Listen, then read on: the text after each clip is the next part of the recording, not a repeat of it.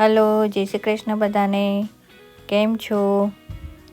આજે આ નવો વિડીયો લઈને આવી છું ગ્રેપ્સનું ઝાડનો, જેમાં ગ્રેપ્સ મોટી થઈ ગઈ છે અને એમાં અમુકમાં કલર પણ આવી ગયો છે અને અમુક હજી કાચી છે. તો જે પાકી ગઈ છે એને આપણે આજે તોડી લેશું. અને આ છે એપલનું પ્લાન્ટ, એમાંથી પણ હું એપલ થોડા લઈ આવી છું.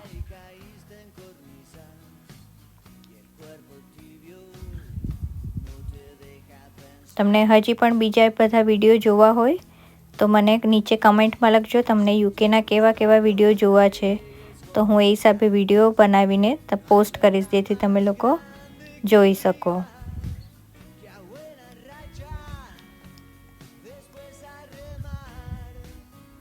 આ પાકી ગઈ છે ગ્રેપ્સ અને આ બીજી જે છે એમાં અડધી કાચી છે. જોવા ગ્રીન કલરની પણ છે અને થોડો હજી કલર આવે છે એમાં.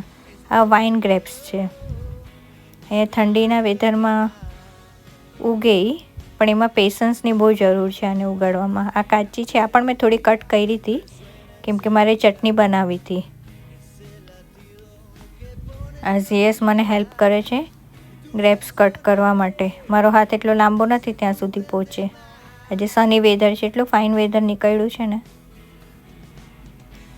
હજુ આ ઝીએસે મને તોડીને આપીને જો, પછી એને બોક્સમાં રાખી એટલે ધીમે 2-3 દિવસમાં ઓર પાકી જશે. એપલ પર ઓલું પ્લાન્ટ બતાવ્યું ને એમાંથી હું તોડી આવી છું.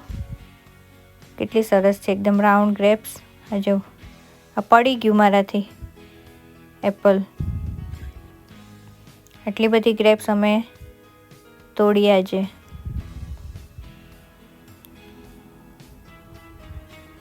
કાચી ગ્રેપ્સની ચટણી બહુ ફાઇન લાગે ને એપલની પણ. મારી ફ્રેન્ડે મને રેસીપી આપી છે તો હું એ બનાવવાની છું. ફર્સ્ટ ટાઈમ હું ટેસ્ટ કરીશ. લેટ્સ સી, જોઈએ કેવી બને. ચાલો આવજો બધા. જય શ્રી કૃષ્ણ.